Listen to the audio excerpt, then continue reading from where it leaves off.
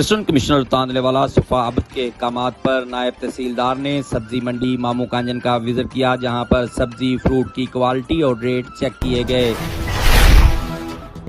مامو کانجن سے نمائندہ نیوز ہوم کاشف نواز کی رپورٹ کے مطابق اسسٹنٹ کمشنر تاندلے والا صفا عبد کے احکامات پر نائب تحصیلدار مامو کانجن چودھری انور گجر نے اپنے عملہ کے ہمراہ سبزی منڈی کا وزٹ کیا۔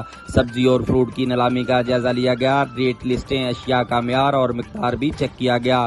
سبزی منڈی میں خرید و فروخت کے لیے آئے لوگوں سے ان کے مسائل اور ریٹس کے بارے میں پوچھا گیا۔